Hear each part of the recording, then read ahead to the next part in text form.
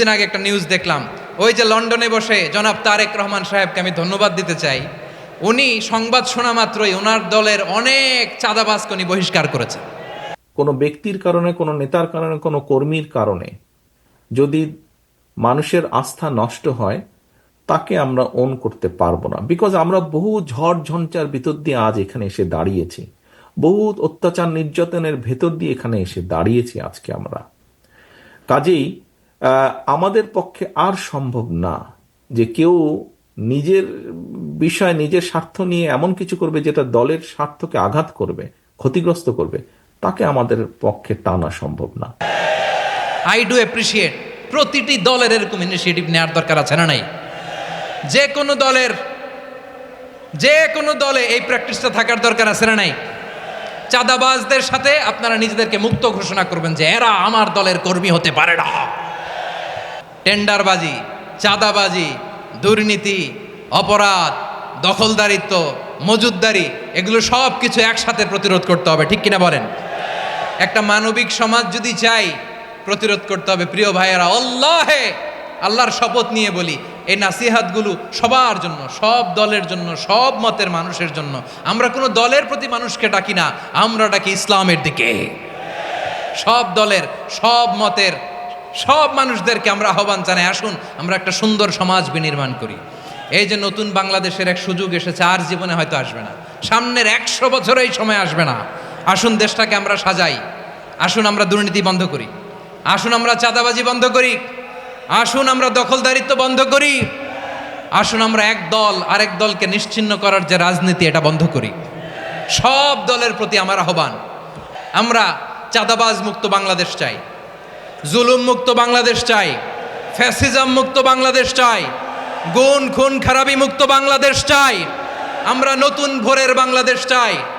ওই বাংলাদেশ পাওয়ার জন্য মুনকার প্রতিরোধে, অন্যায় প্রতিরোধে যদি বাঘের বাচ্চার মতো, আবু সাঈদের মতো 2 হাত উঁচু করে, বুককে টান টান করে প্রসারিত করে দাঁড়াতে হয়, রাজি আছো মুসলমান? কারা কারা রাজি? আল্লাহকে হাত দেখিয়ে প্রতিজ্ঞা করো।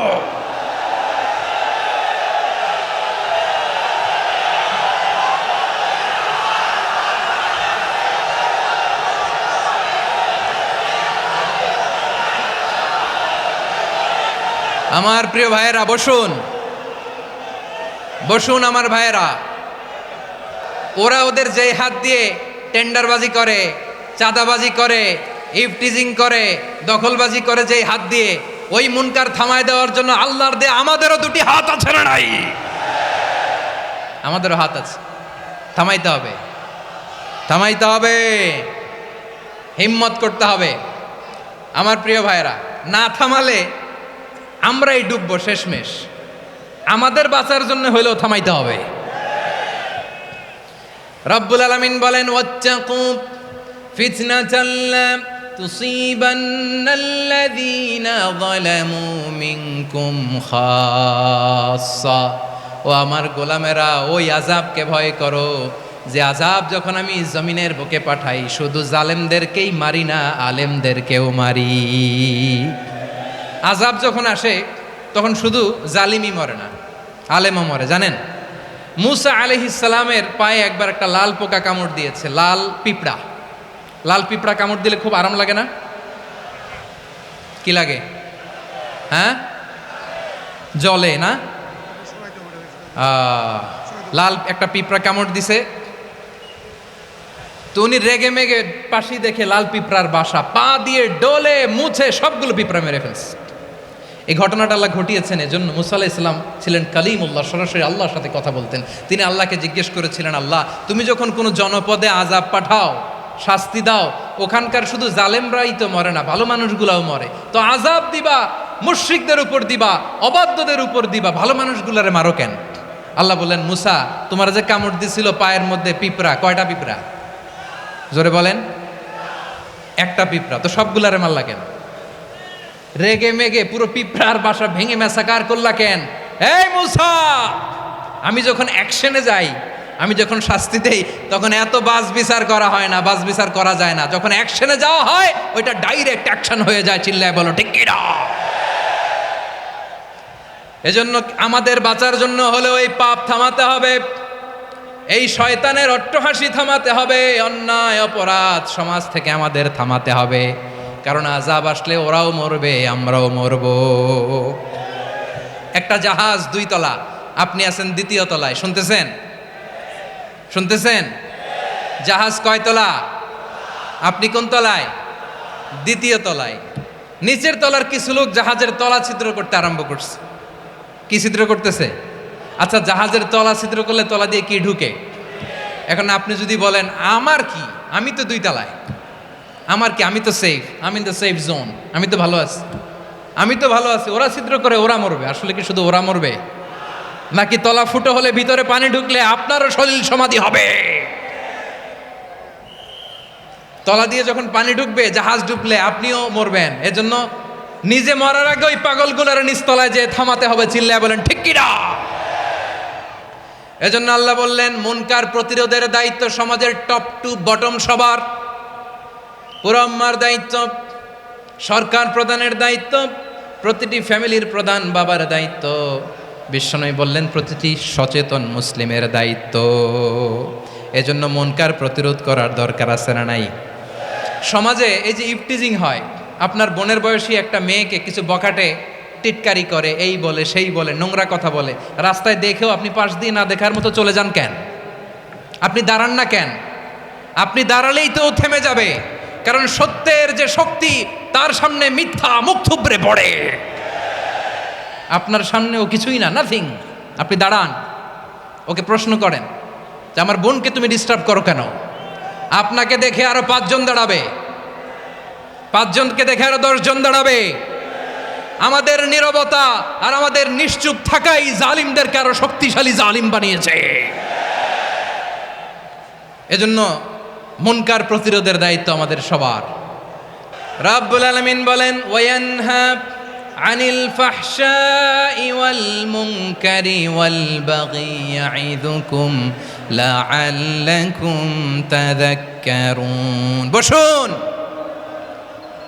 আল্লাহ বললেন আমি অশ্লীলতাকে নিষেধ করি, আমি সব ধরনের মন্দ কাজকে নিষিদ্ধ করি, সব শেষে আমি সীমা লঙ্ঘনকে তোমাদের জন্য নিষিদ্ধ করি। আলোচনা মনে আছে তো, না ভুলে গেছেন? নিষিদ্ধ করেছেন কয়টা জিনিস? 1 নম্বরে অশ্লীলতা, 2 নম্বরে মুনকার তথা সব মন্দ কাজ, 3 নম্বরে আল বাগি সীমা লঙ্ঘন, ক্রসিং দ্য লিমিট। সীমা লঙ্ঘন করা ভালো না। We all should know our limits. চিল্লায় বলেন ঠিক কিনা? একই আয়াতে আল্লাহ বললেন কুল ইন্নামা حرم ربي الفواحش ما ظهر منها وما بطن والإثم والبغي بغير الحق। অন্যায় ভাবে যে অবাধ্য হয়, যে সীমা লঙ্ঘন করে, তাদেরকেও আমি এটা হারাম করে দিলাম। সীমা লঙ্ঘন করা হারাম, সীমা লঙ্ঘন করা হারাম। আল্লাহ বারবার আমাদেরকে ওয়ার্নিং দেয়। যখন আমরা থামি না তখন আল্লাহ ধরে, আর যখন ধরে তখন ছাড়ে না। ধরে না, ধরলে আল্লাহ। ফেরাউনকে কিন্তু হুট করে ধরে নাই, আপনারা জানেন 9 বার ওয়ার্নিং দিয়েছে। ফেরাউনকে আল্লাহ তাআলা ওয়ার্নিং দিয়েছিল কয়বার? বীর চট্টলার বীর সেনানীরা আওয়াজ করে বলেন ফেরাউনকে ধরার আগে ওয়ার্নিং দেওয়া হয়েছিল কয়টা? রাব্বুল আলামিন বলেন ওয়ালাকাদ আতাইনা মূসা 9 আয়াতিন বাইয়িনাত, 9টা মুআজিজা দেখিয়েছি। 1 2 3 বারবার এইভাবে রিমাইন্ডার, ওইভাবে রিমাইন্ডার, এইভাবে নসিহাত, ওইভাবে দাওয়া। ফাকুলা লাহু কাওলান লাইয়িনা, নরম করে বলো, সফট করে বলো, যত ওয়ে হতে পারে দাওয়া মেথডোলজির মুসা আলাইহিস সালামের সব অ্যাপ্লাই শেষ। 10ম বারে যে আল্লাহ ধরছে, 10ম বারে যে ধরেছে। এজন্য আল্লাহ বলেন আমি সীমালঙ্ঘনকে পছন্দ করি না। কোরআনের অন্য আয়াতে বাগীকে বলা হয়েছে আল ইতিদা, সীমালঙ্ঘন যারা করে তাদেরকে আল্লাহ বলেছেন মুতাদিন।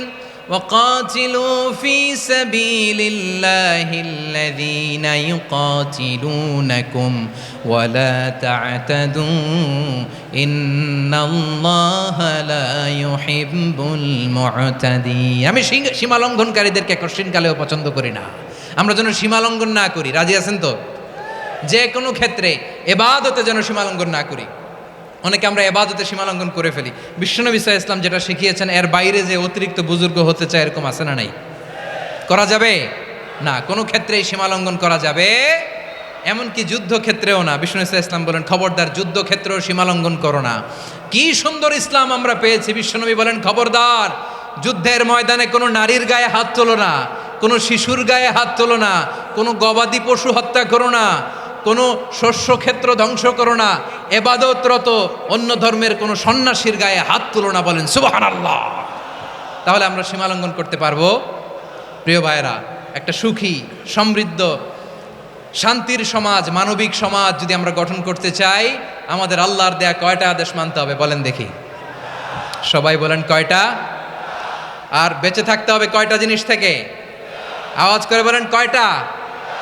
আচ্ছা, আদেশ নাম্বার 1 কি ছিল বলেন? আল্লাহর আদেশ কি? 1 নাম্বার আদাল, ন্যায়পরায়ণতা। আমরা সুবিচার, সুশাসন, ন্যায় বিচার চাই কি চাই না? 2 নম্বরে কি ছিল? মাশাআল্লাহ, আওয়াজ করে বলেন 2 নম্বরে কি ছিল? ইহসান। আমরা যেন সবার প্রতি দয়া পরবশ হই, ইহসান করি। 3 নম্বরে কি ছিল? নিকটাত্মীয়দের দান করা, তাদের অধিকার প্রাপ্য বুঝিয়ে দেওয়া। পাশাপাশি 3টা জিনিস থেকে আল্লাহ বারণ করেছেন, নিষেধ করেছেন। তার প্রথমটা ফাহশা, অশ্লীলতা। অশ্লীলতার সাথে আমাদের কোনো সম্পর্ক। আজকের এই ঐতিহাসিক চট্টগ্রামের প্যারেড ময়দান থেকে আমরা যত ধরনের মা তাহারা মিনহা মা বাতান, প্রকাশ্য অপ্রকাশ্য, দৃশ্যমান অদৃশ্যমান, সব অশ্লীলতা থেকে নিজেদেরকে মুক্ত ঘোষণা করলাম। অশ্লীলতাকে আমরা না বলে দিলাম। আওয়াজ করে সবাই বলুন নো। অশ্লীলতার সাথে আমাদের কোনো সম্পর্ক। 2 নম্বর নিষেধাজ্ঞা কি ছিল? আল মুনকার, সমাজের যত মন্দ কাজ এগুলোকে আমরা প্রতিরোধ করব। রাজি আছেন তো সবাই? 3 নম্বরে আল বাগি, সীমালঙ্ঘন। কোনো মুসলিম সীমালঙ্ঘন করে না, এমনকি যুদ্ধক্ষেত্রেও না। আওয়াজ করে বলেন ঠিক কিনা? রাব্বুল আলামিন শেষে বললেন, ইয়াইদুকুম লাআল্লাকুম তাযাক্কারুন। আল্লাহ তোমাদেরকে উপদেশ দেন যাতে তোমরা শিক্ষা গ্রহণ করো। আমরা উপদেশ দিব, আমরা জোর করে কাউরে কিছু মানাতে চাই না। লা ইকরাহা ফিদ্দিন ওয়া যাক্কির ফাইন্না যিকরা তানফাউল মুমিনিন। উপদেশ দিলে এটা মুমিনদের কাজে দেয়। লাস্তা আলাইহিম বিমুসাইতির ইন্নামা আনতা মুযাক্কির। নবী হে, আপনি রিমাইন্ডার দাতা, আপনি উপদেশ দিবেন। আমরাও বিশ্বনবীর এই হাদিসগুলো থেকে, কোরআনের আয়াত থেকে রিমাইন্ডার, এই কথামালা, বাণীবাহক হিসেবে এই বাণীগুলো আপনাদের সাথে কাছে পৌঁছে দিলাম। আমরা আল্লাহ তাআলার কাছে প্রার্থনা করি, আল্লাহ আমরা যেন আদল দিয়ে আমাদের সমাজকে গঠন করতে পারি।